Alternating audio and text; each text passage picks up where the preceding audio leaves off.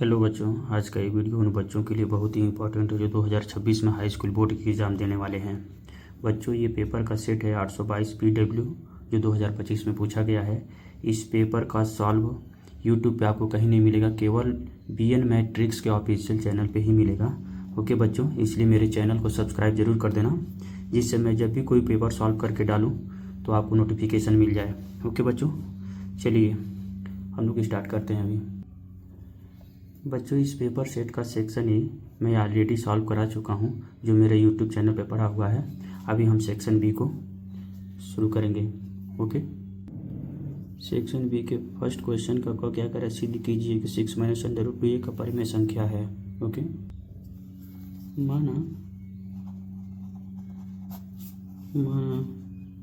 6 - √2 एक परिमेय संख्या है, इसलिए 6 - √2 a/b, जहाँ ये और b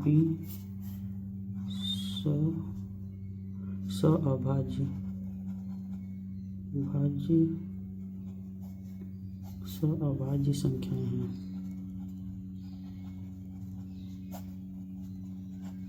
ओके बच्चों, और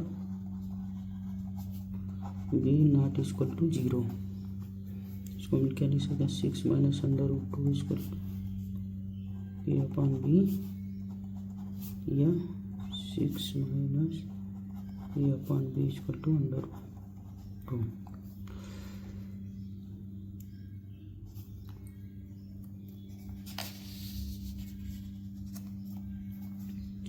है 6 और a/b परिमेय संख्याएं हैं, इसलिए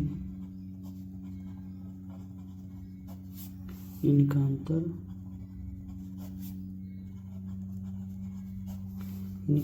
भी क्या होगा, एक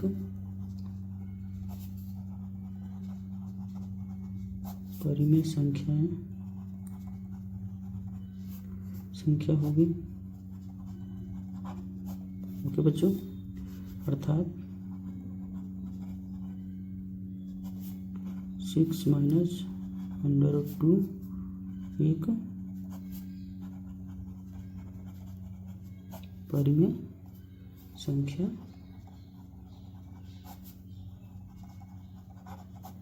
होगी। ओके बच्चों, इसलिए क्या हो गया, √2 भी क्या है, एक परिमेय संख्या है। परंतु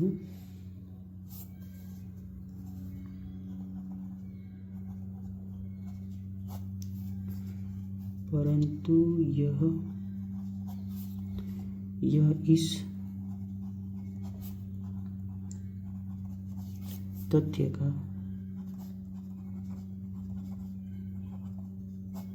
विरोध प्रकट करती है कि √2 एक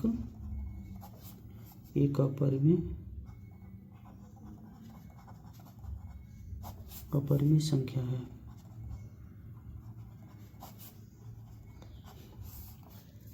इसलिए क्या होगा, इसलिए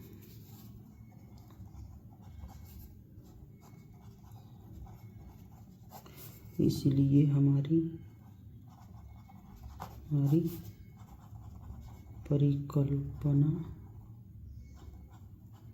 परिकल्पना क्या है, गलत है।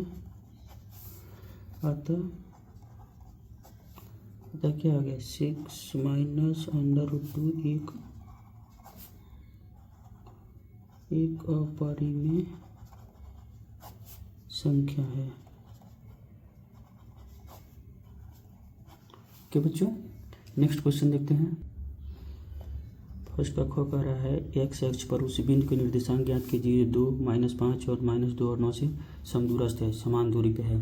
तो सबसे पहले हम क्या करेंगे एक एक्स एच लेते हैं। एक्स एच ले लिया, यहाँ पे बिंदु ए हो गया, यहाँ पे बिंदु बी हो गया। ओके बच्चों, उसकी समान दूरी मान लो ये पी है बिंदु, जिनका क्या है x2 मान लेते हैं, x2 y2 है, और ये क्या हो गया हमारा x3 y3, यहाँ क्या हो गया x1 y1। ओके बच्चों, अब सब लोग जानते हैं कि एक्स एच पे किसी भी बिंदु का निर्देशांक जो होता है x और 0 होता है, तो इसका निर्देशांक क्या हो जाएगा x और 0 मान लेते हैं, और बी वाला पॉइंट का दे गया -2 और 9, और यहाँ पर हो गया 2 और -5। ओके बच्चों, दिया है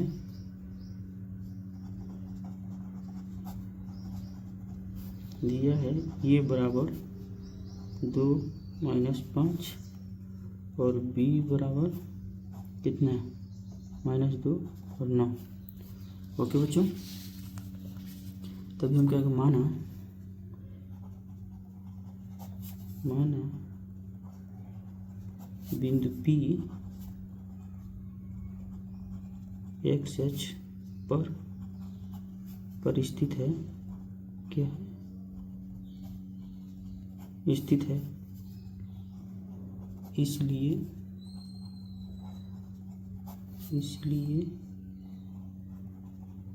इसका निर्देशांक क्या हो गया x0 हो गया। अब प्रश्नानुसार क्या कह रहा है, प्रश्नानुसार P जो है वो समान दूरी पे A से और B से समान दूरी पे, तो यहाँ पर क्या हो जाएगा ये P = BP, या इसका स्क्वायर कर दे तो मेरा क्या हो जाएगा ये P² = BP²। अब यहाँ पर हम दूरी का फार्मूला लगाएंगे। बच्चों, जब भी कोई फार्मूला आप अप्लाई करते हो तो उसे दिखा दिया करो, ऐसा नहीं कि उसे डायरेक्ट अप्लाई कर दो।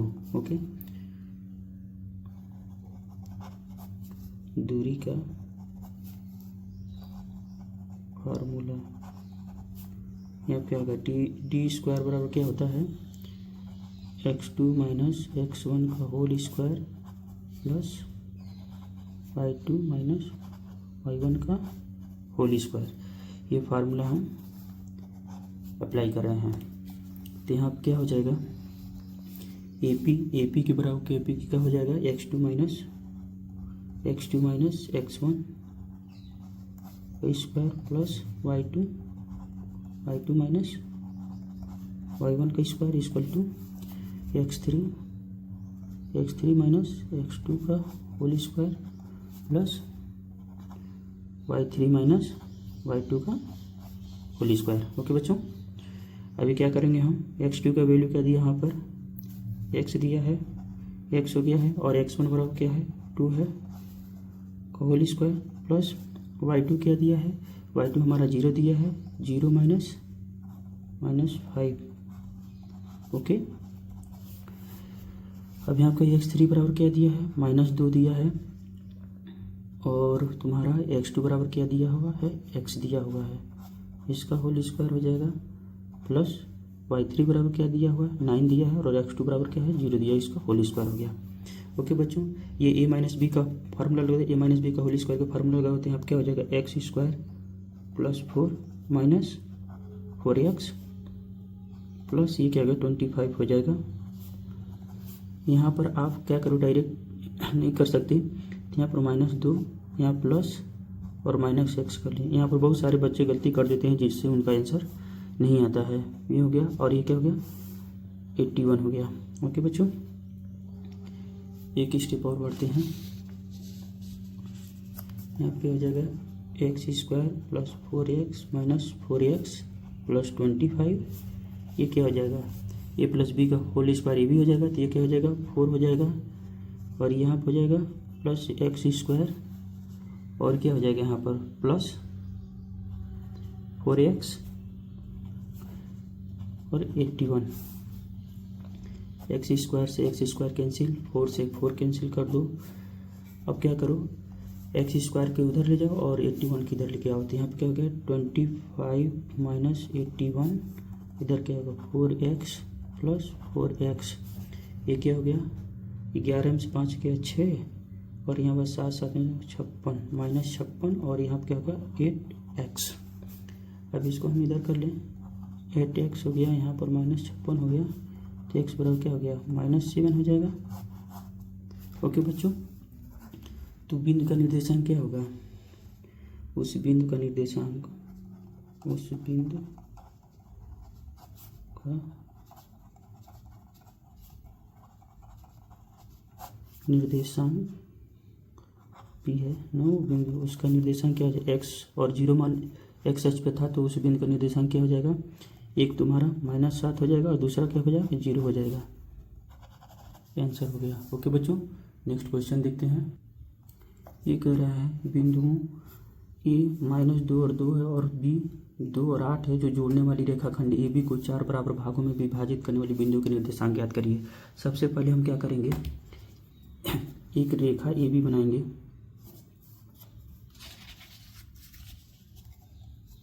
एक रेखा ए बी बनाएंगे,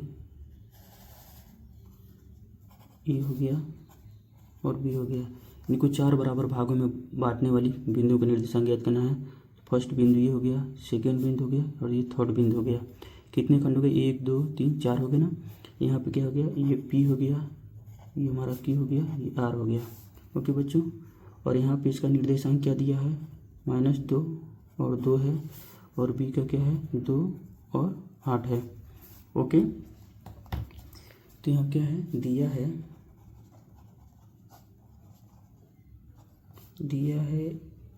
ए बराबर क्या है -2 2, और बी का दिया है 2 और 8, दोनों भी निकल रहा है। अब प्रश्नानुसार क्या हो गया,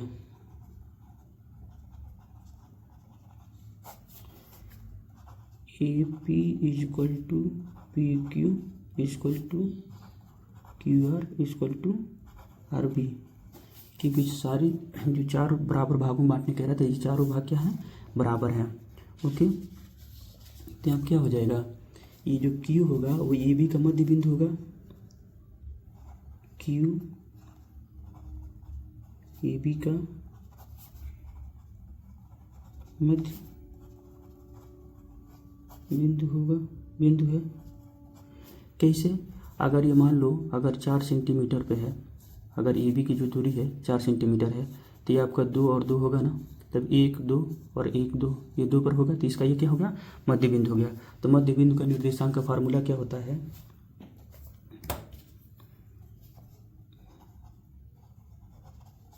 मध्य बिंदु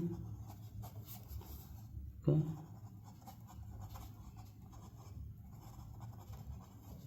निर्देशांक का और फार्मूला होता है, कोई भी बिंदु हो तो वहाँ पे क्या होगा, मान लो क्यू ही है, तो यहाँ क्या हो जाएगा x1 प्लस x2 बटे 2, यहाँ y1 प्लस y2 बटे 2, ये इसके निर्देशांक का फार्मूला होता है। ये फार्मूला हम लोग अप्लाई कर रहे हैं, तो यहाँ क्या हो जाएगा q इक्वल टू हो जाएगा -2 और +2, ये है ना, बटे 2, और y क्या है 2 + 8/2, तो अब क्या हो जाएगा, ये 0 हो जाएगा, ये 0 हो गया और ये 5 हो जाएगा। ओके बच्चों, तो क्यू का निर्देशांक निकल गया। अब हम क्या करेंगे, नेक्स्ट बिंदु का निकालेंगे, चूँकि ए पी बराबर क्या है पी क्यू, आप यहाँ पर देख रहे होंगे ए पी बराबर क्या है पी क्यू है। ओके, यहाँ क्या हो जाएगा ए क्यू का मध्य बिंदु P है तो यहाँ पे लिखेंगे, इसलिए P मध्य बिंदु है किसका, AQ का।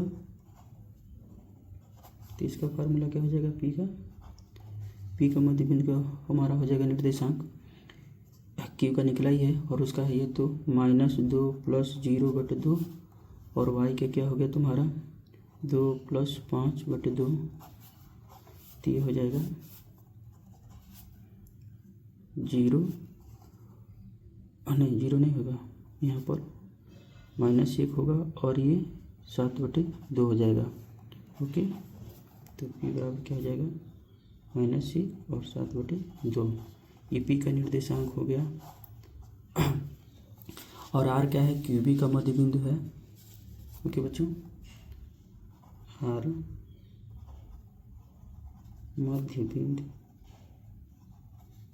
बिंदु है किसका, वो QB का। तो यहाँ पर क्या हो जाएगा, R = क्या हो जाएगा 0 + 2/2 और ये क्या हो जाएगा Q को निकला था 5 और 8, 5 + 8/2। अब यहाँ क्या हो जाएगा 1 हो जाएगा और यहाँ 13/2,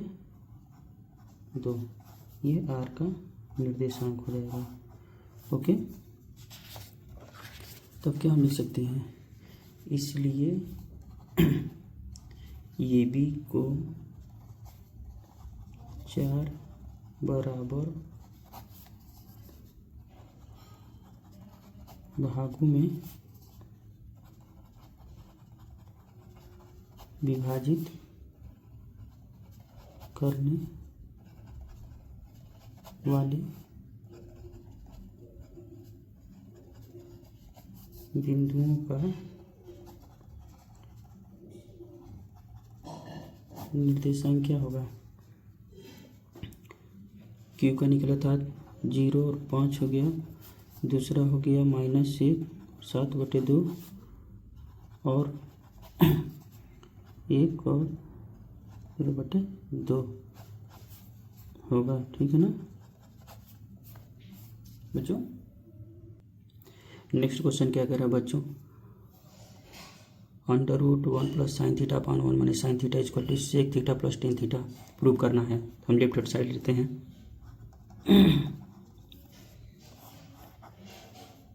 1 + sin θ 1 - sin θ। तो क्या करते हैं हम,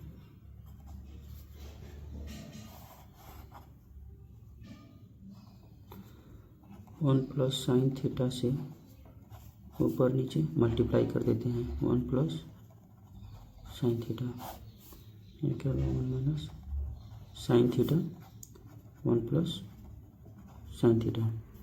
ओके बच्चों, फिर यहाँ क्या हो जाएगा 1 + sin θ का होल स्क्वायर, यहाँ क्या होगा a - b, a² - b² के फार्मूला हो जाते हैं अब a² - sin² θ। ओके, तो यहाँ क्या हो जाएगा आपका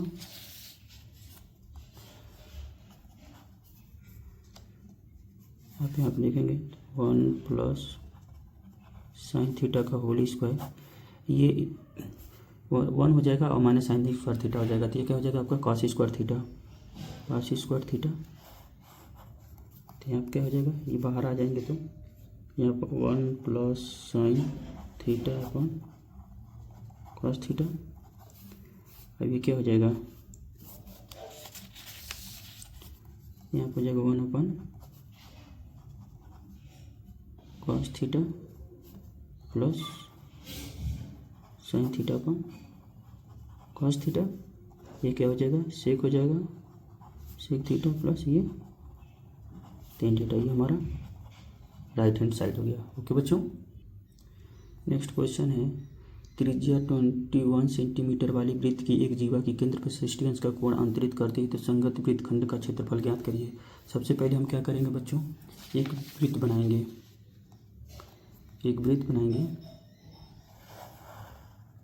ओके, और इसका ये केंद्र हो गया, इसकी ये क्या होगी वृत्तखंड की जीवा केंद्र पर ये क्या हो गया त्रिज्या 21 सेंटीमीटर। ये वो हो गया, ये बी हो गया, ये हो गया, ये भी कितना, ये 60 अंश का कोण, और ये क्या हो गया, ये भी 21 हो गया। तो दिया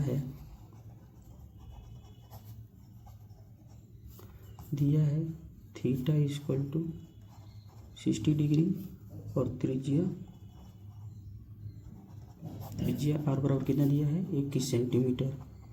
ओके बच्चों, तो लघु वृत्तखंड का क्षेत्रफल क्या होगा, लघु वृत्तखंड का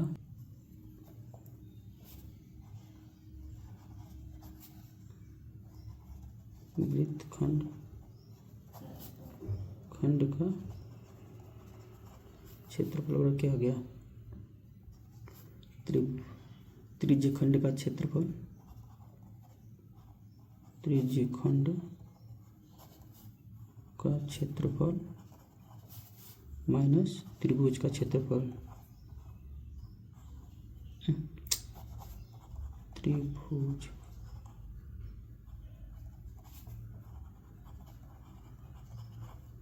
ओके बच्चों।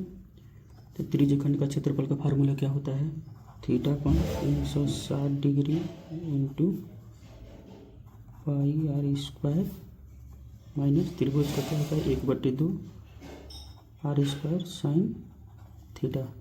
ओके बच्चों, ये फार्मूला हम अप्लाई करेंगे। ओके, तभी यहाँ पे क्या हो जाएगा, थीटा की वैल्यू दिया हुआ है 60 डिग्री अपन 360 माइनस पाई की वैल्यू हमने कितना होता है 22/7, और इसका आर की वैल्यू कितना है 21 इंटू 21 माइनस 1/2 आर स्क्वायर की क्या है 21 इंटू 21 और साइन 60 डिग्री। ये 0 से 0 कैंसिल, 6 बार में कैंसिल, ये 7 7 तरीके 21 3 दूना 6, ये क्या हो जाएगा हमारा 22 इंटू 21 टू कितना 3 दूना 6, और इसको आप ले लो ना 11 दूना 22 11 कर लो, तो यहाँ 21 और 21 तो यहाँ ये हटा दो, माइनस हो गया। यहाँ पर आप देखो 1/2 इंटू 21 इंटू 21 साइन 60 डिग्री की वैल्यू कितनी होती है √3/2। तो ये क्या हो जाएगा आपका, ये आप मल्टीप्लाई करें 11 का 11 हाथ ले लेके 11 दूना 22 23 231 माइनस ये क्या हो गया 4 हो गया, और ये आप मल्टीप्लाई करोगे तो 441/3/4 ये आंसर होगा सेंटीमीटर स्क्वायर।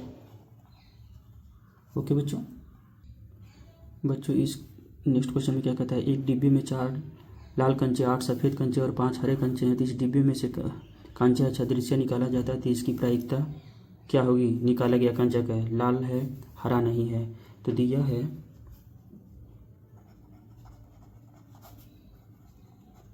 है क्या, लाल कांचे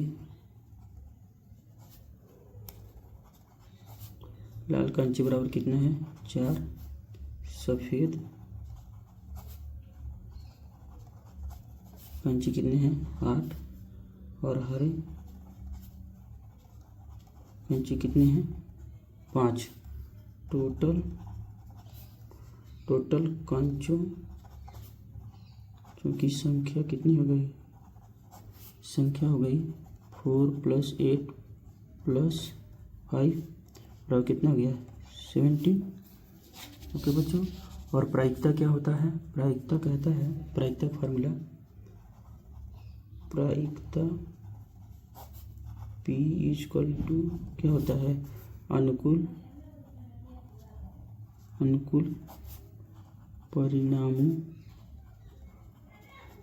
परिणामों की संख्या बटे कुल परिणाम। ओके बच्चों, ये फार्मूला हम अप्लाई करेंगे। इसका फर्स्ट कह रहा है लाल होने की प्रायिकता। फर्स्ट कह रहा है लाल होने की प्रायिकता। लाल होने की प्रायिकता क्या हो जाएगी? P इक्वल टू लाल कांचे की संख्या कितनी है? 4 है। 4 हो गया अनुकूल परिणाम, और कुल परिणाम कितना है? 70, ये हो गया। और दूसरा कह रहा है हरा नहीं होने की प्रायिकता। तो सबसे पहले हम हरा होने की प्रायिकता निकालेंगे। तो हरा होने की प्रायिकता यहाँ पर बहुत सारे बच्चे गलती कर जाते हैं क्योंकि उनको ये पता ही नहीं होता है कि वो जो क्या है, पहले कि वो प्रायिकता निकालेंगे तो हरा होने की ही प्रायिकता निकालेंगे और हम समझेंगे कि हमारा ये आंसर सही है, बट ऐसा नहीं है। इसमें पूछ रहा हरा नहीं होने की प्रायिकता। नहीं होने की प्रायिकता के लिए हम क्या करते हैं, पहले हरा होने की प्रायिकता निकालेंगे। तो हरा का अंश कितना है? 5 है बटे 17, और हरा नहीं होने की प्रायिकता में 1 में से घटाएंगे तब जाके निकलेगा। तो हरा होने की प्रायिकता कितना हो जाएगा? P इक्वल टू 1 माइनस 1 में से हरा होने की प्रायिकता घटा देंगे तो 5 बटे 17। तो ये हमारा कितना हो जाएगा? 12 हो जाएगा, 12 बटा 17। ये आंसर होगा हरा नहीं होने की प्रायिकता। ओके बच्चों, हरा नहीं होने की प्रायिकता। ओके बच्चों, दूसरे क्वेश्चन का फर्स्ट क्या कह रहा है? दो संकेंद्रीय वृत्तों की त्रिज्याएं 7.5 सेंटीमीटर और 4.5 सेंटीमीटर है। तो बड़ी वृत्त की उस जीवा की लंबाई ज्ञात कीजिए जो छोटी वृत्त को स्पर्श करती है। सबसे फर्स्ट हम क्या करेंगे बच्चों, पहले एक वृत्त बनाएंगे। ओके, पहले एक हमने बड़ा वृत्त बनाया, फिर छोटा वृत्त बनाया। उसमें क्या है, दो संकेंद्रीय माने दोनों वृत्तों के केंद्र क्या है? सेम है। ये हो गया। अब उस केंद्र से बड़ी वृत्त की त्रिज्या कितनी हो गई? ये 7.5 सेंटीमीटर। ये O हो गया, ये हम B मान लेते हैं। अब एक जीवा है जो छोटी वृत्त को स्पर्श कर रही है, ये हो गया। और स्पर्श बिंदु से केंद्र पर अगर एक लंब डालते हैं तो वो जो लंब होगा वो जीवा को 2 बराबर भागों में विभाजित करेगा। ये हमेशा आपको याद रखना है। ये मान लो बिंदु P पर स्पर्श कर रहा है, ये कितने हो गया? 90 एंगल हो गया। ये क्या हो तुम्हारा? ये कर्ण हो गया, ये लंब हो गया, ये आधार हो गया। यहाँ पर हम पाइथागोरस प्रमेय का यूज करेंगे। ओके बच्चों, तो अभी क्या हो गया? ये हमारा दिया है 4.5 सेंटीमीटर। ओके, तो दिया क्या है? दिया है बड़ी वृत्त की त्रिज्या, बड़े वृत्त की त्रिज्या बराबर क्या दिया है? 7.5 सेंटीमीटर। और छोटी वृत्त की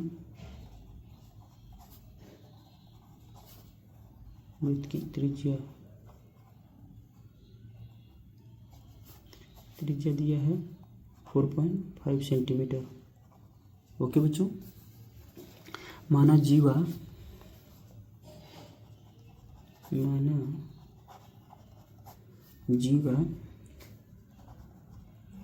ए बी छोटे वृत्त को बिंदु P पर स्पर्श करती है। ठीक है, कर रही है, ये करती है, कर रही। ओके बच्चों, तब त्रिभुज क्या हो जाएगा? त्रिभुज AOP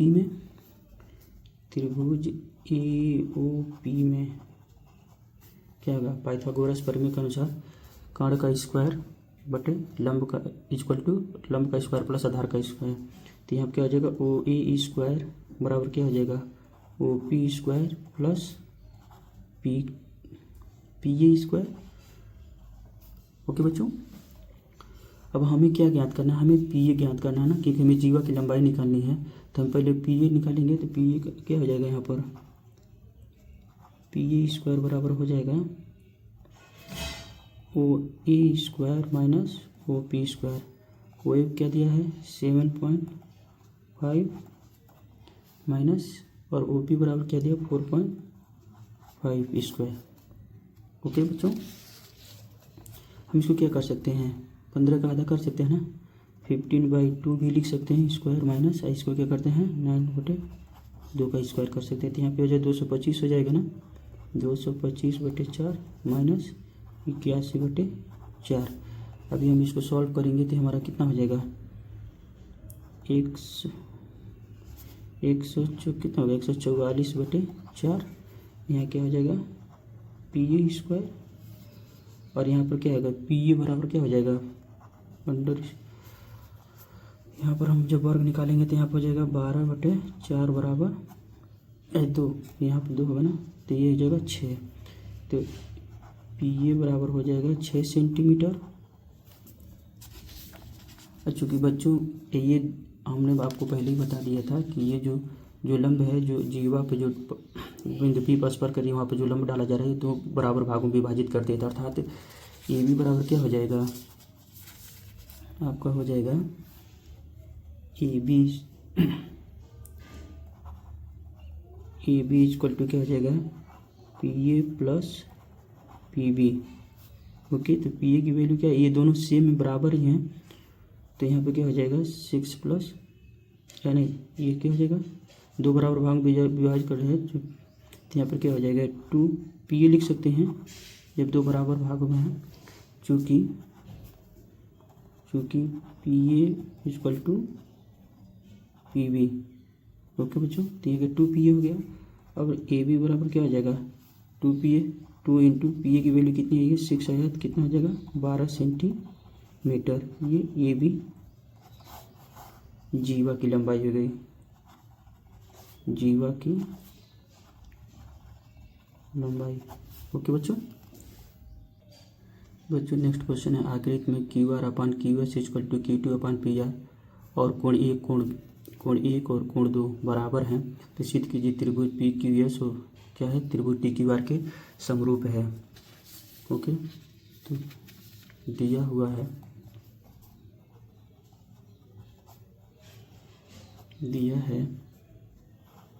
Q R upon Q S equal to Q to upon P R और एक इक्वल टू और 2 का इक्वल है। तो इसमें क्या हो जाएगा बच्चों, पहले हम चलेंगे त्रिभुज किसमें त्रिभुज पी क्यू आर में, त्रिभुज पी क्यू आर में। ओके, तो इसमें क्या होगा यदि किसी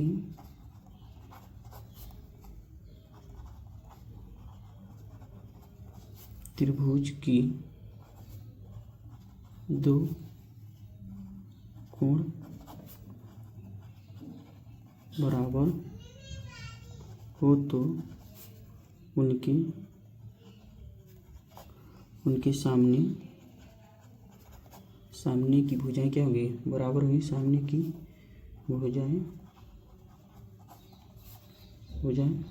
बराबर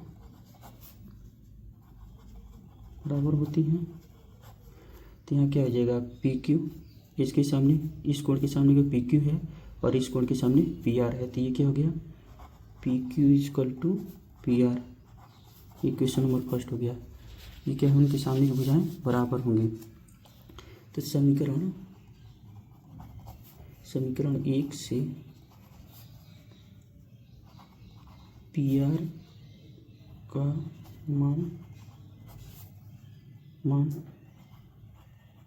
रखने पर, समीकरण 1 से पी आर का मान रखेंगे तो वहाँ पर क्या हो जाएगा Q R upon Q S equal to और क्यू टी था और पी आर की जगह क्या हो जाएगा पी क्यू हो जाएगा, पी क्यू, या इसको हम ऐसे भी लिख सकते हैं Q S upon Q R लिख सकते हैं और P Q upon Q T. Equation number 2 हो गया, लिख सकते हैं ना बच्चों। तो तो त्रिभुज पी क्यू एस और त्रिभुज टी क्यू आर की तुलना करेंगे। तुलना करने पर क्या होगा? समीकरण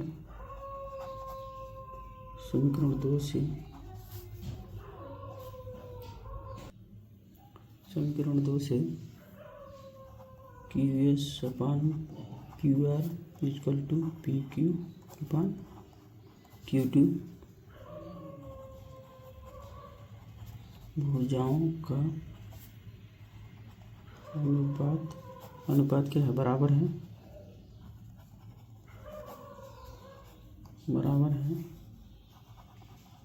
और कोण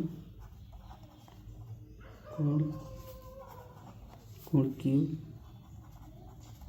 दोनों त्रिभुजों में क्या है? उभयनिष्ठ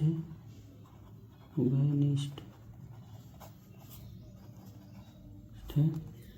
इसलिए भुजा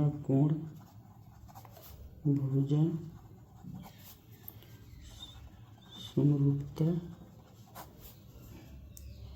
के अनुसार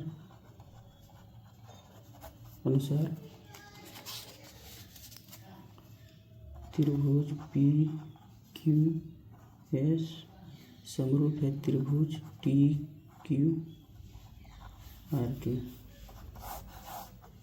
ओके बच्चों, नेक्स्ट क्वेश्चन कह रहा है AP 21, 18, 15 के कितने पद लिखे जाएं इनका योग -81 हो।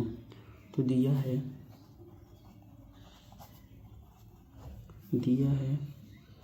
AP क्या दिया हुआ है?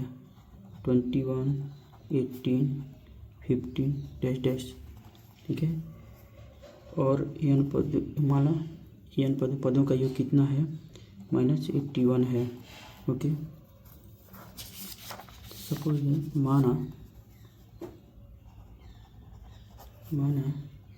पदों की संख्या कितनी है? संख्या n है। बच्चों मैं थोड़ा फास्ट लिखता हूँ, कम टाइम लगे आप लोग, लेकिन एग्ज़ाम देते टाइम आप लोग थोड़ा साफ से लिखना। तो इनका सार्वंतर कितना हो जाएगा? D सार्वंतर हो जाएगा 21 में से 18 गया, 18 में से 21 गया, -3 हो जाएगा ना, -3। और फर्स्ट पद कितना है? A बराबर 21। ओके, तो AP के n पदों का योगफल का फार्मूला होता है, क्या होता है? SN इक्वल टू n/2, अगर n पद है तो 2a plus n-1 into D, ये फार्मूला होता है। ओके बच्चों, आप जब भी कोई फार्मूला अगर यूज कर रहे हो तो आप उसे ज़रूर दिखाना। ओके बच्चों, तभी क्या दिया है? SN बराबर क्या दिया है? -81। ओके, और n हमें निकालना है, n/2 हो गया 2 इंटू 21 प्लस n-1, और D बराबर क्या दिया है हमारा? -3 दिया है। ओके बच्चों, -3 हो गया। अभी आप हम सॉल्व करेंगे तो n/2 ये हो गया 42 और 24, 42 हो गया, प्लस इसका माइनस अगर अंदर मल्टीप्लाई करते हैं तो क्या होगा? -3n प्लस 3 हो गया। ओके बच्चों, अभी हम इसको 2 को इधर लाते हैं, मल्टीप्लाई कर लेते हैं इधर, तो यह क्या हो गया? -2, 8 दूना 16, 162, और इधर अंदर n से गुणा कर लेते हैं तो 42n, और यहाँ पर आपका n into -3n plus 3। Okay, तो ये क्या हो जाएगा? 42n minus 3n square plus 3n, यहाँ का -162। ओके बच्चों, तभी हम क्या करेंगे? हम सभी को इधर लाते हैं। अभी यहाँ क्या हो गया? 3n स्क्वायर माइनस ये कितना हो जाएगा? 45 है ना, तो -45 एन प्लस 162 ओके बच्चों, यहाँ 3 से कॉमन ले लें, यहाँ 3 कॉमन ले लेंगे तो कितना हो जाएगा यहाँ पर N square minus 15 N minus कितना हो जाएगा यहाँ पर 54 हो जाएगा तो 0। इधर 3 कॉमन लेकर डिवाइड करेंगे तो 0 ही हो जाएगा। अब 15 को ऐसे 2 भागों में तोड़ें जिनका जोड़ने घटाने पर -15 और गुणा करने -1 है, तो एन स्क्वायर बराबर हो जाएगा -18 एन और प्लस 3 एन -54 एन = 0 हो जाए ना। 18 54 और जो भूत करें तो यहाँ पर क्या हो जाएगा एन कॉमन होगा तो एन -18 और दूसरा हो जाएगा +3 कॉमन हो गया तो एन -18 = 0। तो एन बराबर क्या हो जाएगा -18 और दूसरा हो जाएगा एन +3 = 0। तो एन बराबर क्या हो जाएगा 18 और -3 ओके। तो चूँकि पदों की संख्या क्या है निगेटिव नहीं हो सकती, पदों की संख्या निगेटिव नहीं हो सकती, इसलिए पदों की संख्या क्या पॉजिटिव होगा तो क्या हो गया, इसलिए चूँकि निगेटिव की कभी नंबरों की संख्या कभी क्या है उनका योग है, तो पदों की संख्या निगेटिव नहीं हो सकती, पदों की संख्या कभी निगेटिव नहीं हो सकती। इसलिए क्या हो जाएगा एन बराबर क्या हो गया 18, ये आंसर होगा ओके बच्चों।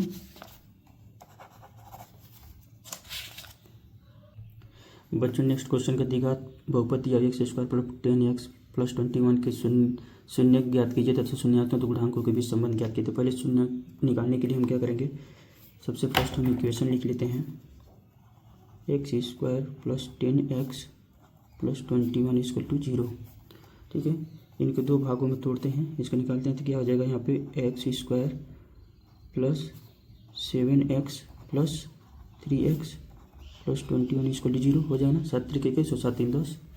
तो यहाँ पर क्या हो जाएगा x कॉमन लिए तो x + 7 और यहाँ पर 3 कॉमन लिए तो x + 7 = 0। तो x बराबर क्या हो गया 7 और दूसरा हो गया x + 3 = 0। तो x बराबर क्या हो गया -7 और -3 ओके बच्चों। तो चूँकि इनके गुणांकों क्या है शून्यांकों तथा गुणांकों के बीच, तो अभी योगफल का गुणांकों का और उनका क्या हो जाएगा शून्य गुणांकों का संबंध क्या हो जाता है अल्फा प्लस बीटा बराबर क्या हो जाएगा -b/a। तो यहाँ पर हम जब कंपेयर करेंगे तो यहाँ पर क्या आएगा b बराबर हो गया -10 और ये बराबर क्या हो गया 1, तो कितना हो जाएगा -10। तो अल्फा प्लस बीटा बराबर क्या हो गया -10। अब इनको यहाँ से भी आप देख सकते हैं शून्यांक क्या हो गया, जोड़ोगे तो -10 हो जाएगा ना। और उसके बाद हमारा आता है शून्यांकों का गुणनफल अल्फा × बीटा बराबर क्या होता है c/a। तो यहाँ पर क्या हो जाएगा c की वैल्यू अचर पद कितना है 21 और a का वैल्यू है 1। तो अल्फा × बीटा बराबर क्या हो जाएगा अल्फा × बीटा बराबर 21। अब इनका मल्टीप्लाई -7 -3 का मल्टीप्लाई करोगे तो 21 भी मिल जाएगा। ये हमारा आंसर हो गया ओके। शून्यांकों के बीच संबंध हो गया ओके बच्चों। नेक्स्ट क्वेश्चन कह रहा है किसी फैक्ट्री के 50 श्रमिकों की दैनिक मजदूरी निम्नलिखित सारणी में दिखाई गई है, श्रमिकों की माध्यिक दैनिक मजदूरी ज्ञात कीजिए। तो हमें दैनिक मजदूरी इसमें दिया हुआ है दैनिक मजदूरी और ये श्रमिकों की संख्या है ओके बच्चों। हमें दैनिक मजदूरी निकालने के लिए पहले क्या करेंगे, इनका वर्ग चिन्ह अर्थात एक साइड निकालेंगे और वो बराबर फ्रीक्वेंसी दिया हुआ है। तो यहाँ पर क्या हो जाएगा इसको निकालने के लिए इन दोनों को जोड़ के 2 से डिवाइड करेंगे लोअर और अपर को। तो यहाँ पर क्या हो जाएगा 500 + 520 डिवाइड करोगे तो आपको क्या होता है 510 हो जाएगा 510 हो जाएगा।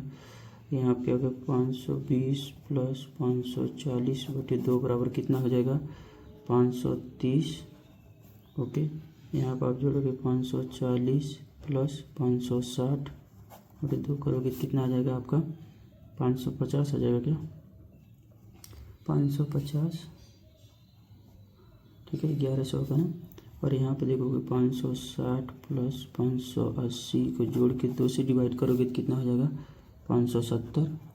और यहाँ पे क्या हो जाएगा, 580 प्लस 600 डिवाइड करोगे तो यहाँ पर आ जाएगा 590। अब FI/XI मतलब ये श्रमिकों की संख्या और वर्ग चिन्ह को मल्टीप्लाई करेंगे तो यहाँ पे कितना हो जाएगा, यहाँ पे 6120 होगा, यहाँ पे कहेगा 7420 हो जाएगा, यहाँ पे हो जाएगा आपका 4400 हो जाएगा, यहाँ पे हो जाएगा आपका 3420 और यहाँ पर आपका हो जाएगा 5900। ओके बच्चों, आप मल्टीप्लाई करोगे तो देख लो, ठीक है। अभी क्या हो जाएगा यहाँ पर, सिग्मा FI इक्वल टू कितना हो जाएगा, 12 14 26 हो गया, 26 8 34 34 46 50, ठीक है, ये हो जाएगा। और यहाँ पर गया सिग्मा FI/XI इक्वल टू कितना हो जाएगा, जोड़ोगे तो 27,260 नहीं 17,010, ठीक है। अब माध्य का फार्मूला होता है, माध्य मजदूरी, इसमें क्या निकालना है, इसमें श्रमिकों की माध्य दैनिक मजदूरी निकालना है, माध्य। तो माध्य का फार्मूला क्या होता है, माध्य का फार्मूला होता है माध्य XY इसको होता है sigma FI/XI upon sigma FI।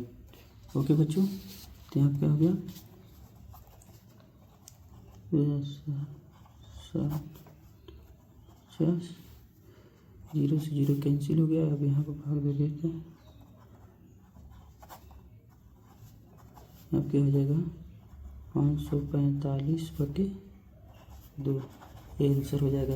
ये क्या हो गया, ये तुम्हारा माध्य दैनिक मजदूरी हो जाएगा, माध्य दैनिक मजदूरी। ओके बच्चों,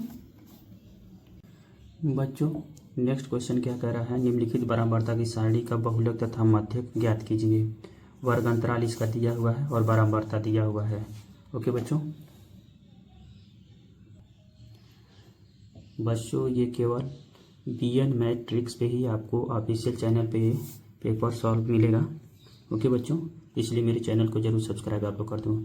अब इस जो वर्ग अंतराल दिया और बारंबारता दिया, इसका संचयी बारंबारता निकालते हैं। संचयी बारंबारता निकालने के लिए क्या करते हैं बच्चों, फर्स्ट जो हमारा बारंबारता रहता है फ्रीक्वेंसी, इसको 4 जिसे है उसको पहले वाले अंक को हम लिख लेते हैं। अब इसमें हम 5 को जोड़ेंगे तो यहाँ क्या हो जाएगा, 9 होगा।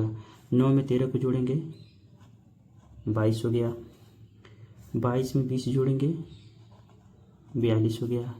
42 में 14 जोड़ेंगे कितना हो जाएगा, 56 हो जाएगा। 56 में 8 जोड़ेंगे कितना हो जाएगा, 64 हो जाएगा। 814 64 में 4 जोड़ेंगे कितना हो जाएगा, 68 हो जाएगा।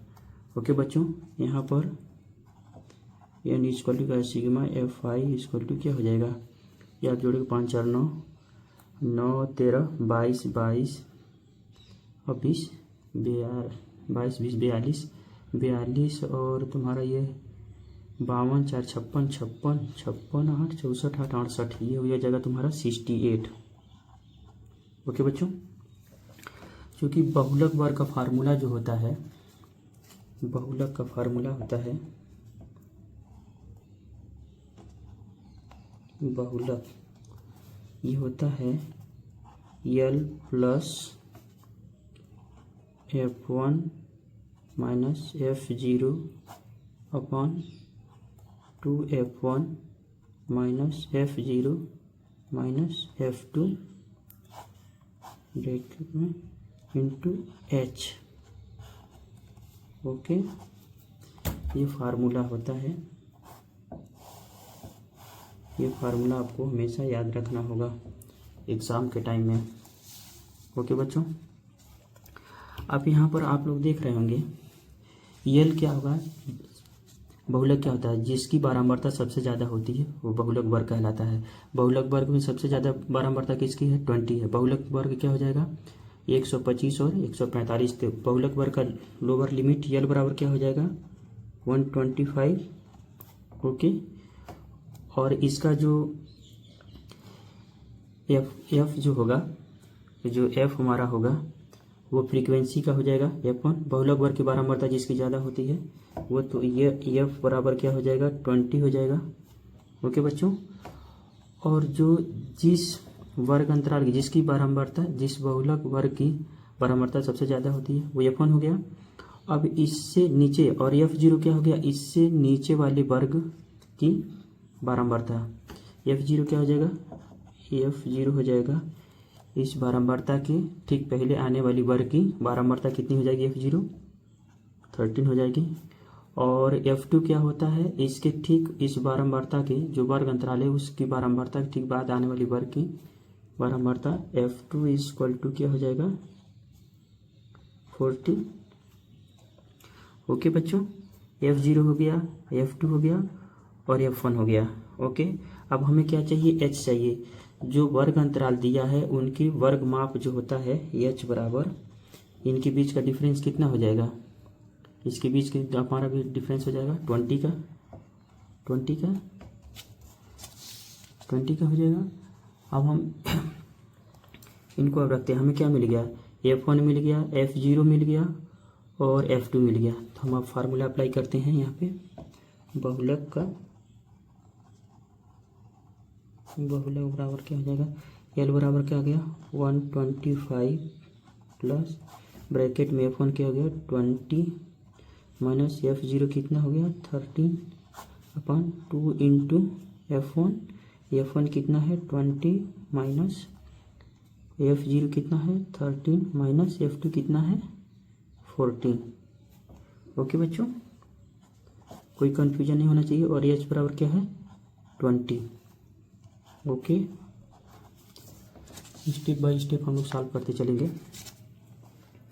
अब यहाँ पर आप लोग देख रहे होंगे 125 प्लस ये माइनस करोगे तो कितना हो जाएगा, 7 हो जाएगा क्या, ये 7 हो गया बटे 20 दूना 40 माइनस कितना हो जाएगा 27।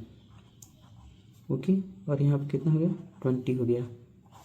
ओके बच्चों, अब हम क्या करते हैं, इनका माइनस करके 125 प्लस 7/10 में 7 गया 3 और ये हो जाएगा 13 इंटू 20। ओके बच्चों, अभी हम इसका मल्टीप्लाई करके जोड़ देंगे तो ये क्या हो जाएगा हमारा। बच्चों कहीं भी कन्फ्यूजन मत होना, जहाँ भी आपको कन्फ्यूजन लगे आप कमेंट ज़रूर करना। आप यहाँ इसको मल्टीप्लाई करोगे तो 125 प्लस 7 दूना 14 140 बटे 13। अभी आप इसको जब सॉल्व करेंगे तो आपका आएगा, जब इसको मल्टीप्लाई करके इसको जोड़ेंगे तो ये क्या आ गया आपका 135.77। ओके, ये बहुलक होगा। आप लोग देख सकते हैं 13 से 140 में भाग दोगे तो 10 से मल्टीप्लाई करोगे यहाँ पे तो 130 हो जाएगा। तो 10 इसमें जुड़ गया तुम्हारा 135 हो जाएगा। जो बाकी बच गया तुम्हारा कितना 10, उसमें 13 से भाग दोगे तो ये हमारा तुम्हारा ये आएगा पॉइंट वाला हिस्सा। ओके बच्चों इसमें दूसरा एक और भी कह रहा था, इसमें माध्यक ज्ञात करने के लिए कह रहा था। तो माध्यक बराबर क्या होता है, माध्यक का फार्मूला, माध्यक बराबर होता है L plus n/2 minus cumulative frequency upon F into H। Okay बच्चों, तभी हम लोग H की वैल्यू निकाले थे और n/2 मतलब जो सिग्मा Fi जो निकला था 68, वो n की वैल्यू गई थी n/2 60। तो यहाँ पर हम ये फार्मूला हमारा है, ये फार्मूला हम अप्लाई कर रहे हैं। ओके बच्चों यहाँ पर L की वैल्यू कितना है 125 प्लस n बराबर क्या है 68/2 माइनस क्यूमुलेटिव फ्रीक्वेंसी जो है हमारा कितना आया है, उसमें ये क्युमुलेटिव फ्रीक्वेंसी जो होता है जिस बहुलक वर्ग का क्युमुलेटिव फ्रीक्वेंसी क्या होता है, जो बहुलक वर्ग है उसके उस बहुलक वर्ग के ठीक पहले वाले बहुलक वर्ग का क्युमुलेटिव फ्रीक्वेंसी होता है। तो इसमें क्या हो जाएगा हमारा CFI बराबर का 22 होगा, क्योंकि बहुलक का वर्ग अंतराल हमारा इसमें आप लोग देख रहे होंगे यहाँ पे क्या है, बहुलक वर्ग हमारा क्या था 125 तो 145 था और इसका फ्रीक्वेंसी क्युमुलेटिव फ्रीक्वेंसी 42 था। बट इस बहुलक वर्ग के ठीक पहले वाले बहुलक वर्ग का जो क्युमुलेटिव फ्रीक्वेंसी होता है उसको हम लेते हैं। ओके बच्चों, तो यहाँ पर हमारा क्या हो जाएगा 22 हो जाएगा। ओके, और पूरे का बटा एफ क्या हमारा होगा 20 हो जाएगा, जो हमारा एफ का आया था। ओके, और एच की वैल्यू कितनी थी तुम्हारी 20। ओके, अभी हम सॉल्व करेंगे तो 125 प्लस वो कितना हो जाएगा 4 और 3 34 माइनस 22 20। Okay, into 20। ओके बच्चों, अभी क्या होगा हमारा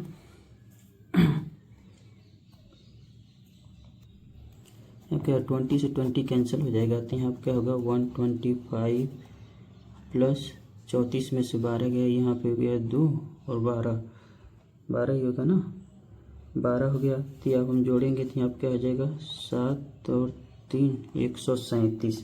ये हमारा आंसर हो गया, ये माध्यक हो गया और वो हमारा बहुलक था।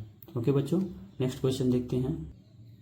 बच्चों इसमें कह रहा है 2 अंकों की एक संख्या और उसके अंकों के उलटने पर बनी संख्या का योग 99 है। यदि संख्या के अंकों का अंतर 5 हो तो संख्या ज्ञात कीजिए। ऐसी संख्याएं कितनी हैं? माना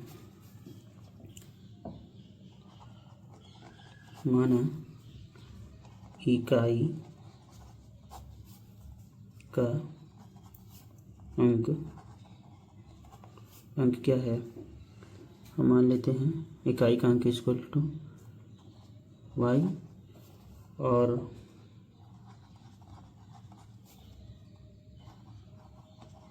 दहाई का अंक क्या है x है। तो प्रश्नानुसार प्रश्न में क्या बोल रहा है, दोनों संख्याओं का जो पहला संख्या है मूल संख्या हमारी क्या हो जाएगी, तो मूल संख्या यहाँ पर होगी, मूल संख्या हो जाएगी हमारा इकाई का अंक वही था, दहाई का अंक ये था, इकाई दहाई। हम क्या चल राइट से लेफ्ट चलते हैं ना, तो यहाँ पर मूल संख्या क्या हो जाएगी 10x, ये दहाई का हो गया और ये इकाई का अंक y हो गया। ओके बच्चों, और अंकों के पलटने पर, अब अंकों को पलटने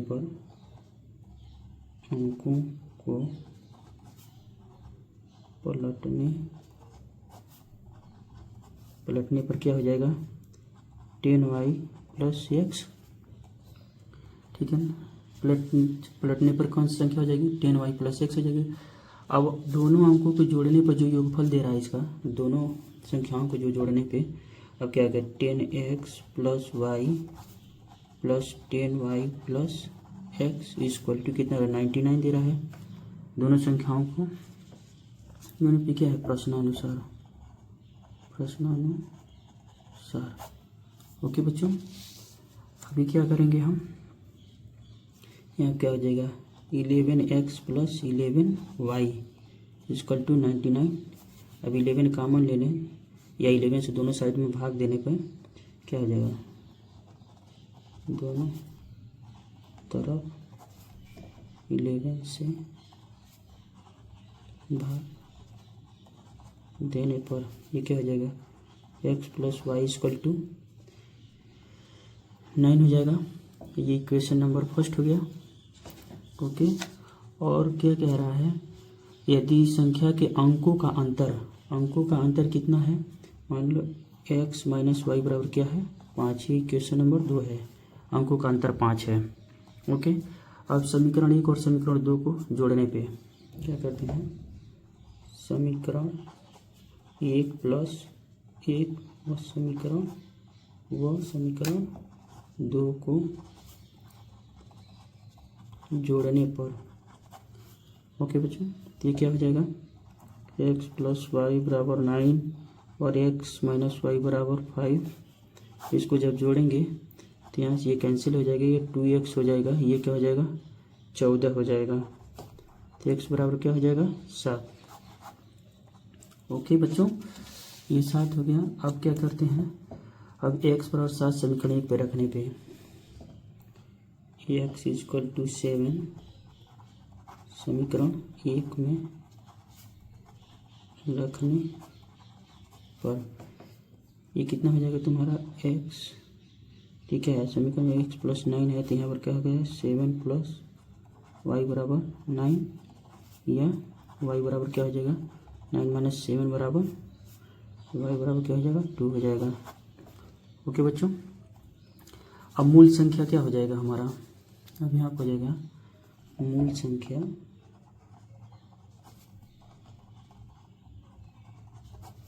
हमारा क्या था 10x प्लस वाई, तो ये क्या हो जाएगा 10 इंटू एक्स और कितना था 7 था ना, 7 प्लस 2, अभी कितना हो जाएगा 70 2 72, ये हमारा मूल संख्या हो जाएगा। मूल संख्या क्या होगा 72 हो जाएगा। लेकिन ये कह रहा है अब समीकरण, ये हमारा मूल संख्या हो जाएगा, बट इसमें कह रहा है ऐसी संख्याएं कितनी होंगी, तो इसके लिए हम क्या करते हैं अभी, और अंकों के पलटने पे कौन सी संख्या बनेगी, अंकों के पलटने पे अंकों को पलटने पर बनी संख्या कौन सी होगी, बनी संख्या आप देखते हैं ना, अंकों को पलटने पे बनने वाली संख्या कौन थी 10y प्लस एक्स, तो यहाँ पर क्या हो जाएगा संख्या क्या हो जाएगा हमारा 10 इंटू 2 प्लस 7 बराबर क्या हो जाएगा 27, ये आंसर होगा। ये दो संख्याएं होंगी 72 और मूल संख्या हो गई 72, और जब उसको पलटते हैं तो वो जो संख्या बनती है 27। अब इनको जब हम जोड़ते हैं तो 99 होगा, और इनके अंकों को जब घटाते हैं तो कितना होता है 5 आता है। ओके बच्चों,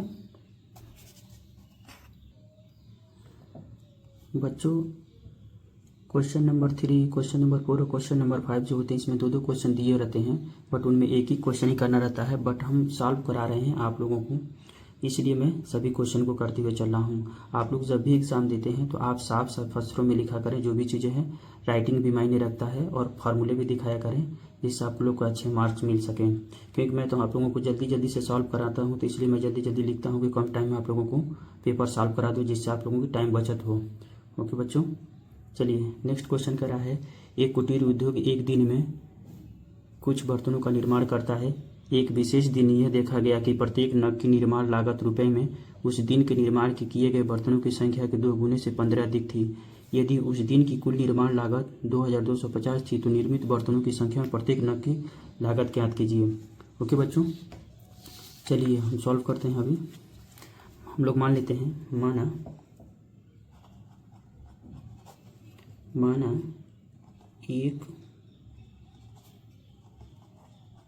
एक दिन में निर्मित बर्तनों की संख्या क्या है x है। तो प्रत्येक नग की लागत क्या होगी, निर्माण की लागत क्या है, प्रत्येक नग की निर्माण लागत बराबर क्या हो जाएगी,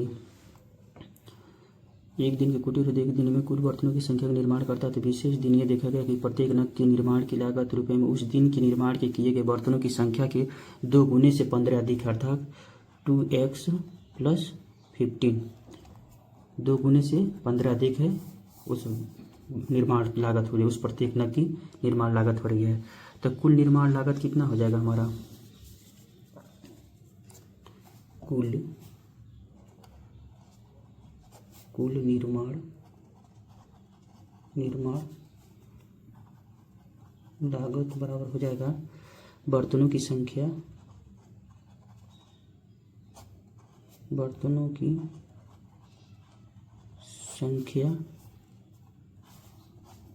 इंटू प्रत्येक नग की लागत।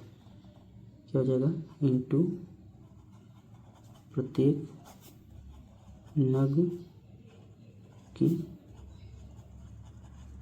लागत। ओके बच्चों, तो हमारे बर्तनों की संख्या क्या है? कुल निर्माण लागत अगर निकालना है एक दिन में तो क्या है? बर्तनों की संख्या क्या है? x है। और प्रत्येक नग की निर्माण की लागत कितना है हमारा? 2x + 15 है। ओके बच्चों, तो क्या हो जाएगा? 2x² + 15x ये हो गया। और चूँकि कुल निर्माण लागत दिया हुआ है, चूँकि कुल निर्माण लागत बराबर क्या है? 2250 रुपये दिया हुआ है। ओके बच्चों, दिया है, इसलिए क्या हो जाएगा? 2250 = 2x² + 15x। ओके, अब इसको उधर ले जाते हैं तो यहाँ क्या हो जाएगा? 2x² + 15x - 2050 0। ओके, अब इसको हम क्या कर सकते हैं? हम ब्रेक करके तो उस तरह नहीं लगा सकते, तो हम दूसरी बार फार्मूला यूज़ करेंगे यहाँ पर। ax² + bx + c = 0 से तुलना करने से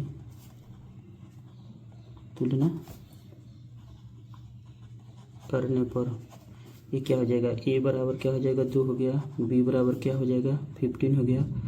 और c बराबर क्या हो जाएगा? -250 हो जाएगा। ओके बच्चों, ये होगा ना। अब क्या करेंगे? अब x की वैल्यू निकालने के लिए हम x बराबर क्या होता है formula? -b ± √b² - 4ac upon कितना? 2a। ये फार्मूला हम यहाँ पे अप्लाई करेंगे। ओके बच्चों, तो यहाँ पे क्या हो जाएगा? मेरी बात क्या होगा? -15 ± b² क्या होगा? 15 का स्क्वायर - 4 × 2 4ac होगा ना। 4ac c के बराबर क्या हो गया? -2250। ओके बच्चों, यही होगा ना। अब यहाँ पर हमारा 2a बराबर क्या है? 2 × 2। इसको जब हम सॉल्व करेंगे तो क्या हो जाएगा हमारा? -15 ± ये क्या हो जाएगा? 225 हो जाएगा। -4 दूना 8, 8 5 8 का मल्टीप्लाई इसमें कर देंगे तो यहाँ 0 का 8 5 40 का 0 हासिल 4, 8 दूना 16, 4 20 का 0 हासिल है कितना? 2, 8 दूना 16, 4 20 का 0 हासिल 2, 8 दूना 16, 2 18। ओके बच्चों, यहाँ पे क्या हो जाएगा? माइनस माइनस मिलकर यहाँ पर प्लस हो जाएगा। बट ये कितना हो जाएगा? 4। अब यहाँ क्या करते हैं?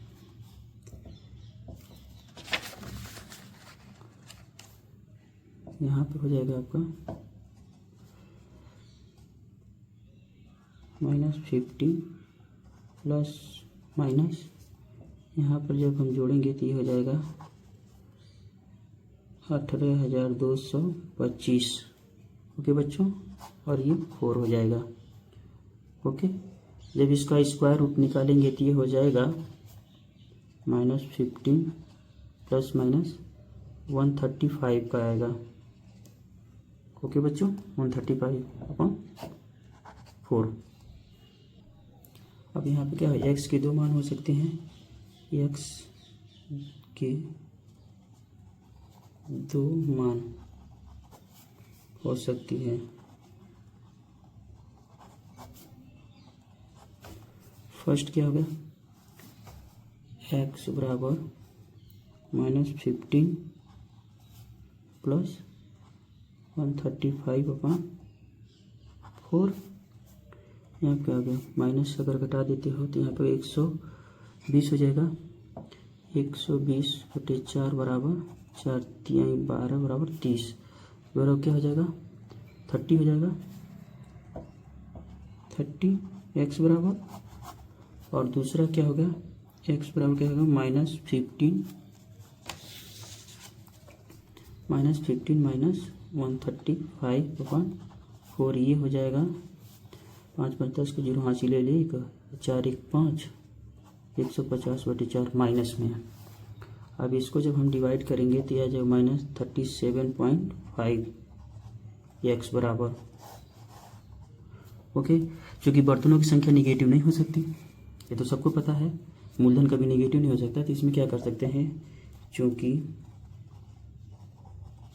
बर्तनों की संख्या निगेटिव नहीं हो सकती, निगेटिव नहीं हो सकती, हो सकता है या हो सकती है, ठीक है। इसलिए एक्स बराबर क्या है 30 निर्मित बर्तनों की संख्या है। ये क्या है, निर्मित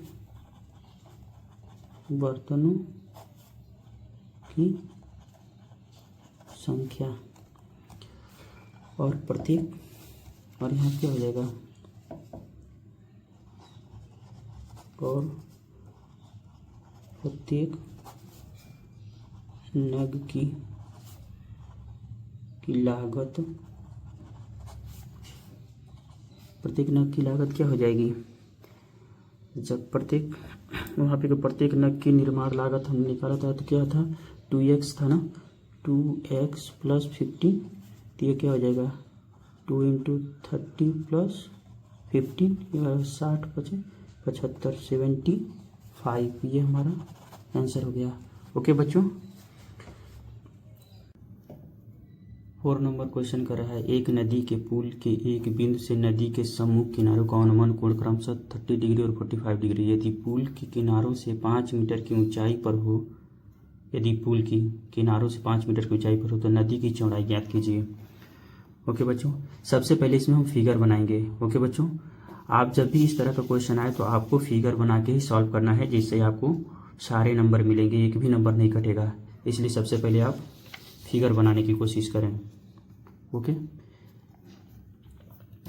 क्या करते हैं हम, सपोज दैट ये पुल हो गया, इसकी बिंदु यहाँ पे एक पी है, ठीक है, ये लिख लो पुल। अब उसके नदी के सम्मुख किनारों पर एक किनारा ये हो गया, एक किनारा ये हो गया। ओके, ये ए हो गया, ये बी हो गया, 2 किनारे हो गए, ठीक है ना। इनका अनुमान कोण ये क्या है 45 डिग्री, 30 डिग्री है, और ये 45 डिग्री है, मान लिया हमने। ओके बच्चों, और इस बिंदु से एक पानी की सतह पर एक लंब डालते हैं, और ये हमारा क्या हो जाएगा, ये बिंदु सी हो गया। ओके, ए और बी के बीच ये क्या हो गया, नदी की चौड़ाई हो गई। ये क्या हो गया, नदी की चौड़ाई हो गई। ओके बच्चों, ये बिंदु सी हो गया। अगर ये 45 डिग्री, अगर ये दोनों पैरेलल हो गए, ओके, अगर ये पैरेलल और ये लाइन दोनों पैरेलल, तो इनको अगर ये कोई तिर्यक लाइन कट करती है तो इनके एकांतर कोण क्या होते हैं, बराबर होते हैं। इस तरह से भी, या एक हमने लंब इस पे डाल दिया तो ये कोण 30 डिग्री है, तो ये कोण कितना हो गया 60 डिग्री हो जाएगा, 60 डिग्री होगा ना, ये कितना हो जाएगा, ये 60 डिग्री हो जाएगा 90 में से। तो ये 60 डिग्री अगर होता है तो ये कितना हो जाएगा, ये 90 है तो ये कितना हो जाएगा 30 डिग्री, ये भी हो जाएगा, क्योंकि त्रिभुज के तीनों कोणों का योग कितना होता है 180 डिग्री, और ये 45 है तो ये भी क्या हो जाएगा 45 डिग्री हो गया। ओके बच्चों, अब हम सॉल्व करते हैं। क्योंकि ऊंचाई इसका दिया हुआ, ये जो सतह से ये जो इनकी सतह की जो हाइट है, ऊंचाई है पुल की, जो किनारों की सतह से पुल की ऊंचाई है वो 5 मीटर है। कितनी है? 5 मीटर है। ओके,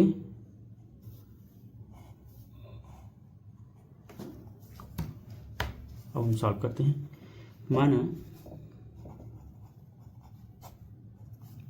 माना पुल पर एक बिंदु P है। क्या है? बिंदु P है, जहां से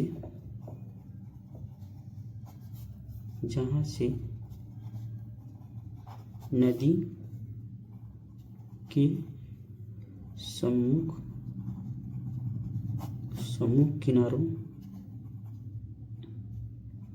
किनारों का अवनमन कोण क्रमशः क्या है? 30 डिग्री एंड 45 डिग्री। ओके बच्चों, ये भी बराबर क्या हो जाएगा? जो ये भी होगी इनके बीच के जो नदी की चौड़ाई ये भी है, ये क्या लिख सकते हैं? ए बी बराबर क्या लिख सकते हैं? ए सी प्लस बी सी लिख सकते हैं, क्योंकि ये लंब है। बिंदु P से पानी की सतह पे एक लंब डाला गया है। ओके बच्चों, तो यहाँ पर क्या है? PC बराबर क्या दिया हुआ है? और PC बराबर दिया है जो इसकी ऊंचाई है वो 5 मीटर है। ओके बच्चों, अब क्या करेंगे हम? किस में चलेंगे? अब त्रिभुज PCA में। ओके, त्रिभुज PCA में इसमें चलेंगे। तो tan थीटा बराबर क्या होता है? tan थीटा बराबर होता है लंब बटे तुम्हारा क्या हो जाएगा? आधार हो जाएगा। tan थीटा लंब बटे आधार। तो इस त्रिभुज में PCA में ये 90 एंगल हो गया, इसके सामने वाला ये होगा, तो ये लंब हो गया, ये कर्ण हो गया, और 90 एंगल के सामने वाली भुजा कर्ण हो गई। तो इसमें क्या हो गया? ये लंब हो गया, ये आधार हो गया। तो tan 30 डिग्री बराबर क्या होगा? tan 30 बराबर होता है लंब बटे PC अपन लंब बटे AC। ये AC हो गया। अब चूंकि tan 30 डिग्री की वैल्यू कितनी होती है? 1/√3, और PC बराबर क्या है? 5, और AC बराबर क्या हो गया? ये हो गया।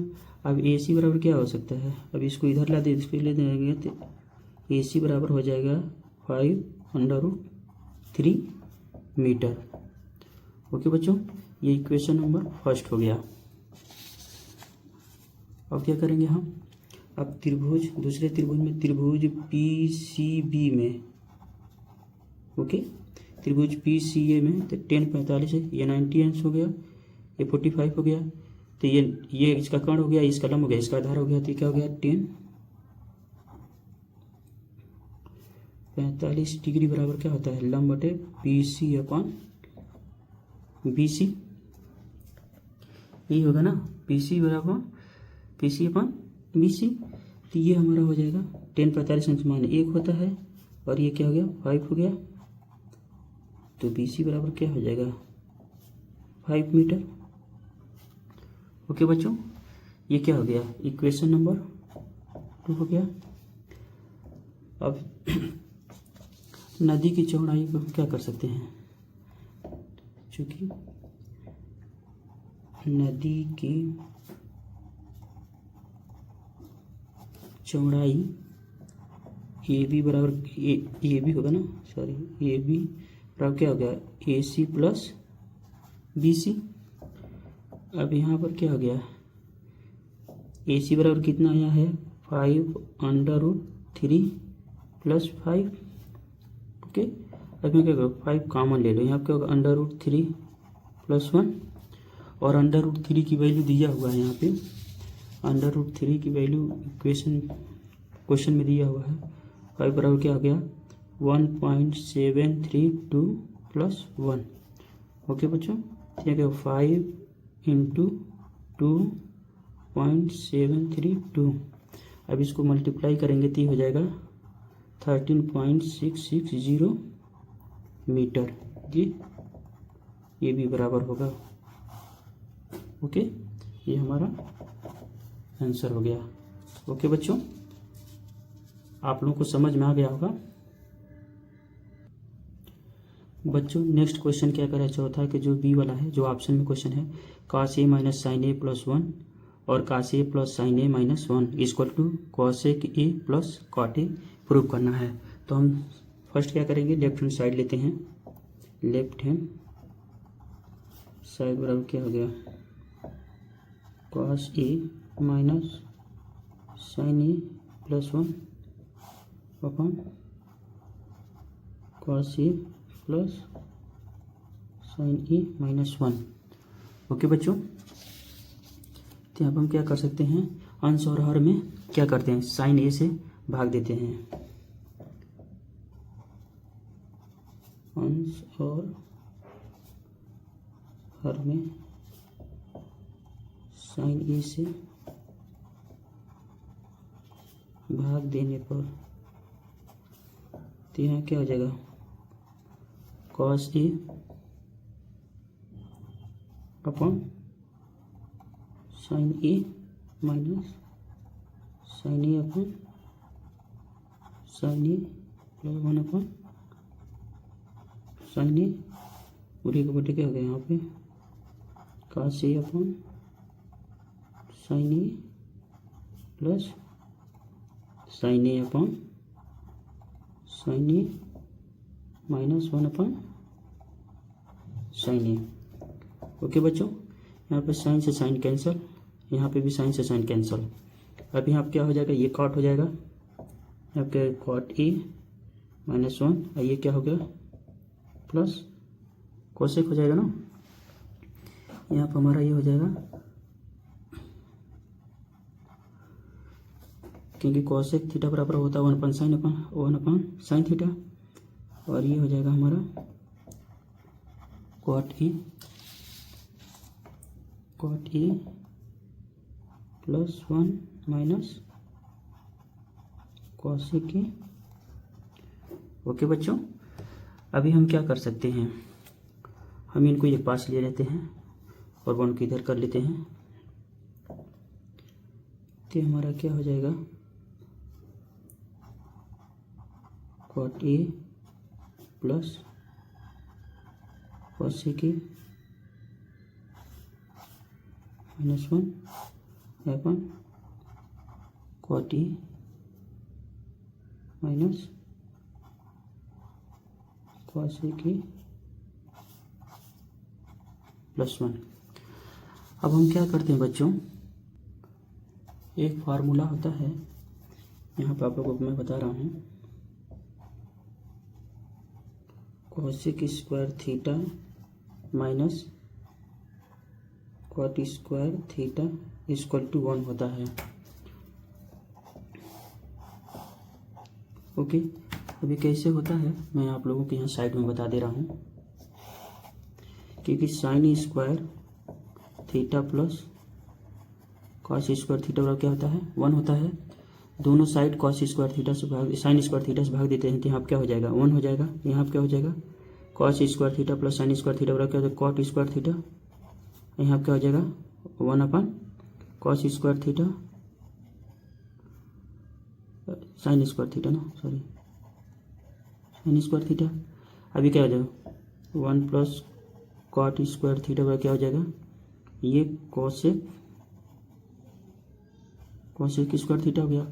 अब इसको हम इधर ले आए लेफ्ट साइड में, तो यहाँ क्या हो जाएगा, cosec square theta minus cot square theta equal to 1। ये चीज़ें हमने अप्लाई किया है, बहुत सारे बच्चों को ये पता ही नहीं होता ये फार्मूला, इस वजह से ये क्वेश्चन नहीं सॉल्व कर पाते हैं। ओके बच्चों, तो यहाँ पे क्या होगा, अभी यहाँ पे अप्लाई करते हैं, तो यहाँ पे जाएगा cot A plus cosec A bracket में, और दूसरे ब्रैकेट में हम क्या लिख सकते हैं, एक की जगह पर cosec square A minus cot square A लिख सकते हैं बच्चों। अभी यहाँ क्या हो जाएगा, cot A minus cos A plus 1। Okay बच्चों इसको ये क्या है, A square minus B square का फार्मूला हो गया यहाँ पे। तो यहाँ क्या हो जाएगा, cot A plus cos A के, यहाँ क्या हो जाएगा, ये प्लस था ना, यहाँ प्लस था तो यहाँ पे माइनस था, सॉरी यहाँ पे माइनस था। तो इसको हम क्या लिख सकते हैं,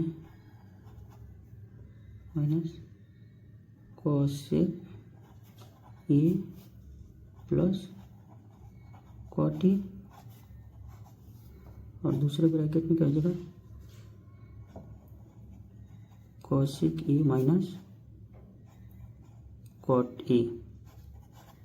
ओके बच्चों, अब ये क्या हो जाएगा, cot A minus cosec A plus 1। अब यहाँ पर हम क्या कर सकते हैं, अब यहाँ पर हम ये कॉमन ले लें, cot A plus cosec A, ये तो हम कॉमन ले लेंगे तो यहाँ क्या हो जाएगा, cot A plus cosec A, यहाँ क्या हो जाएगा 1 माइनस, यहाँ पे क्या हो जाएगा cosec A minus cot A, ये हमारा क्या हो गया पूरा, cot A minus cosec A plus 1। Okay बच्चों, इसको अभी हम क्या कर सकते हैं, इसको हम लिख सकते हैं cot A plus cosec A bracket में, और यहाँ पे क्या लिख सकते हैं, माइनस इधर अगर जाए तो मल्टीप्लाई होगा तो यहाँ पर जाएगा 1 minus cosec A plus cot A, और यहाँ पे क्या हो जाएगा बटे, यहाँ पर हम क्या लिख सकते हैं 1 माइनस, ये प्लस में है तो 1 minus cosec A plus cot A लिख सकते हैं। ये क्या हुआ, ये वाला सिन सा सिन कैंसिल हो गया, तो यहाँ पर हमारा क्या हो जाएगा, यहाँ पर हो जाएगा cot A plus cosec A, ये हमारा राइट हैंड साइड हो गया। ओके दोस्तों बच्चों, नेक्स्ट क्वेश्चन क्या कर रहा है, 5वां का, भुजा 7 सेंटीमीटर वाले एक घनाकार ब्लॉक के ऊपर एक अर्धगोला रखा हुआ है, अर्धगोले का अधिकतम व्यास क्या हो सकता है, इस ठोस का पृष्ठीय क्षेत्रफल ज्ञात कीजिए। ओके बच्चों, अभी क्या दिया हुआ है हमें, ठोस का पृष्ठीय क्षेत्रफल का फार्मूला जो होता है क्या आएगा, ठोस का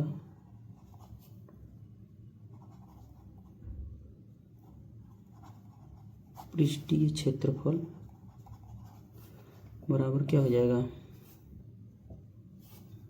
यहाँ पे लिखो बराबर, ये क्या हो जाएगा,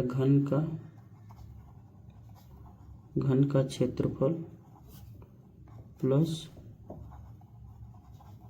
अर्धगोले का वक्र पृष्ठीय क्षेत्रफल प्लस माइनस अर्धगोले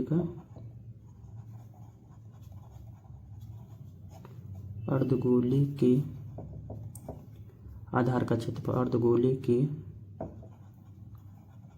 आधार का क्षेत्रफल।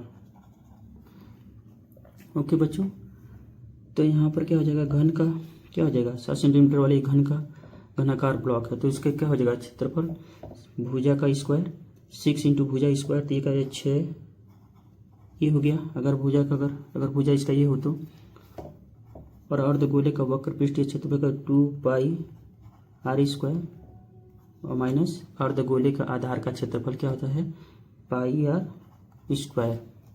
ओके बच्चों, आप लोगों को मैं यहाँ एक घन बना देता हूँ, ओके।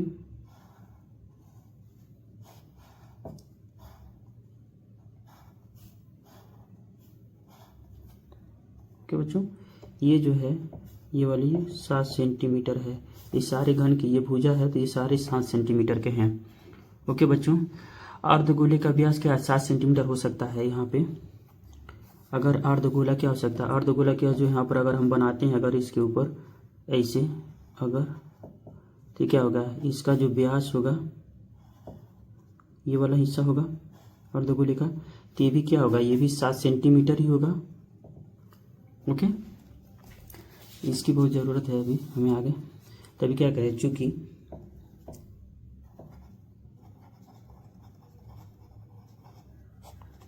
अर्धगोले का व्यास 7 सेंटीमीटर हो सकता है, 7 सेंटीमीटर मीटर होगा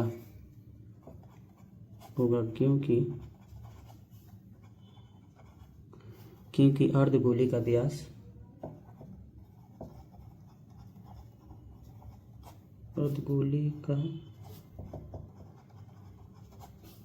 अधिकतम कितना हो सकता है, अधिकतम घन के भुजा के बराबर हो सकता है, घन के भुजा के बराबर हो सकता है, उससे ज़्यादा नहीं हो सकता है। ओके बच्चों, तो इसलिए क्या हो गया, अर्धगोले का व्यास d इक्वल टू क्या हो गया, a इक्वल टू 7 सेंटीमीटर, ये घन के भुजा के बराबर। और इसकी त्रिज्या क्या हो सकती है, r बराबर क्या हो जाता है 7/2, व्यास का आधा हो जाएगा तो क्या 3.5 हो जाएगा। ओके बच्चों, तो यहाँ पर अगर हम इसको सॉल्व करते हैं यहाँ पर, तो 6a² plus 2πr² minus πr², यहाँ पर क्या हो जाएगा 6a² प्लस πr² हो जाएगा ना, यहाँ पे एक πr² को कहते हैं πr² हो गया। अब हम वैल्यू रखते हैं यहाँ पे 6 हो गया। भुजा घन के भुजा का जो वो कितना है, घनाकार ब्लॉक के ऊपर सेंटीमीटर भुजा है, घन का भुजा की लंबाई भुजा का माप है 7 सेंटीमीटर, तो यहाँ का 7 × 7 प्लस पाई का हो गया 22/7 इंटू, इसको भी 3.5 सा क्या लिख सकते हैं 7/2 इंटू 7/2 लिख लीजिए। यहाँ क्या हो गया, 1 7 से 1 7 को कट कर दीजिए, 3 दूना 6। ओके बच्चों,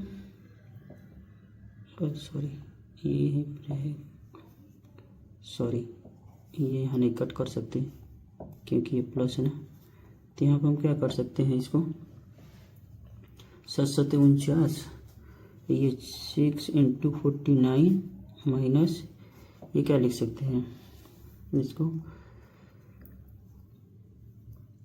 1 7 से 1 7 इसका कैंसिल कर दो, ये 2 से 11 में कट गया, तो ये क्या हो जाएगा 77 77/2 हो जाएगा। तो इसका कितना हो जाएगा,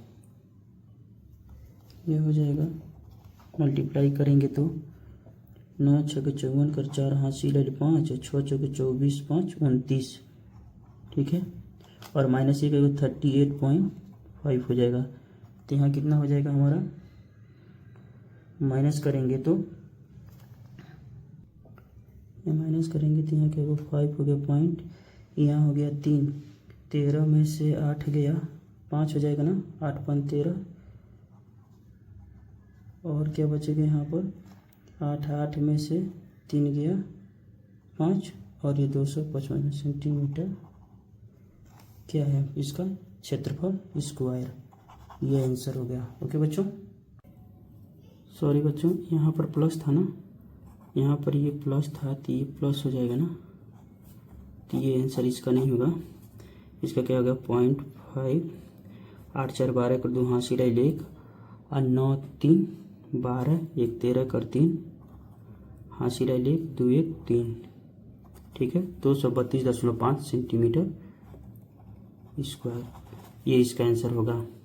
ओके बच्चों, नेक्स्ट क्वेश्चन देखते हैं। ये क्या कर रहा है, एक ठोस एक अर्धगोले पर खड़े एक शंकु के आकार का है जिनकी त्रिज्याएं 3 सेंटीमीटर तथा शंकु की तिर्यक ऊंचाई 3√2 सेंटीमीटर है। इस ठोस का आयतन ज्ञात कीजिए। ओके, तो हम पहले एक अर्धगोला बना लेते हैं।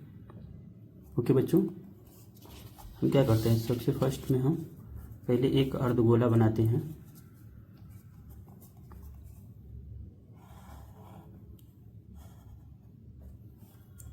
ओके, अभी शंकु का आकार क्या होगा,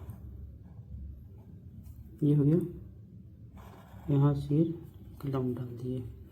एक तिर्यक ऊंचाई जो है ये वाली, ये दिया हुआ है 3√2। ओके बच्चों, तब हम क्या करते हैं, सॉलिड, क्या पूछ रहा है, ये पूछ रहा है ना, इस ठोस का आयतन ज्ञात करते हैं।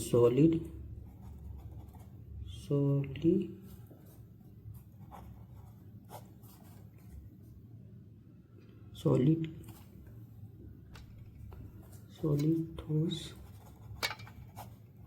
का आयतन बराबर क्या होगा, सॉलिड ठोस का आयतन। इसके लिए फार्मूला होगा हमारा V इक्वल टू शंकु का आयतन,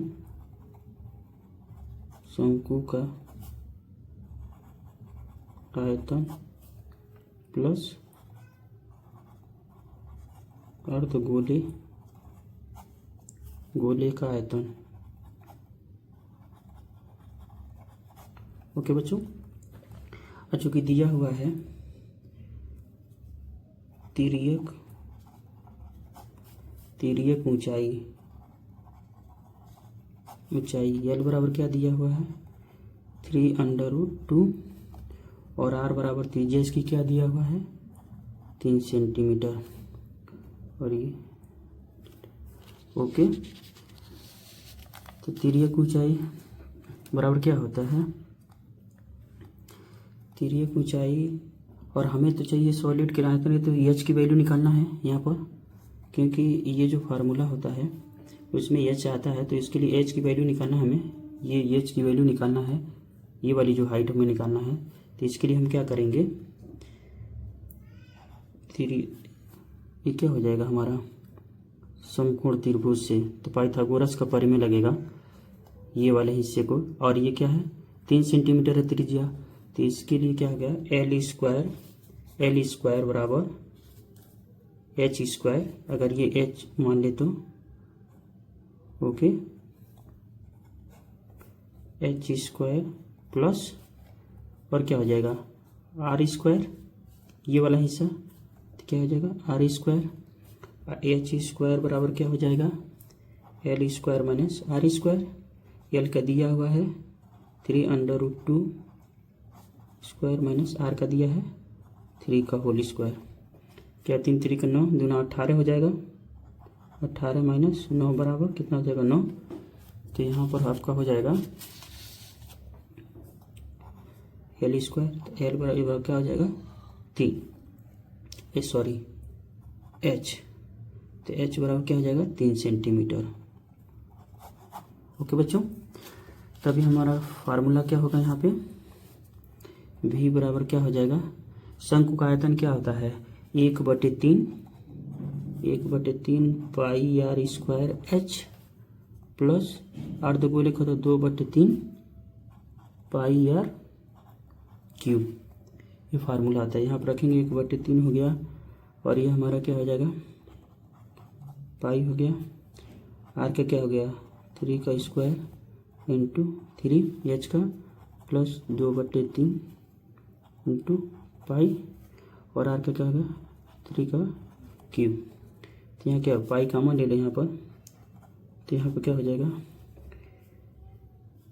यहाँ पर क्या होगा 3 3 29 27, यहाँ 9 इंटू 3/3 प्लस 2/3 इंटू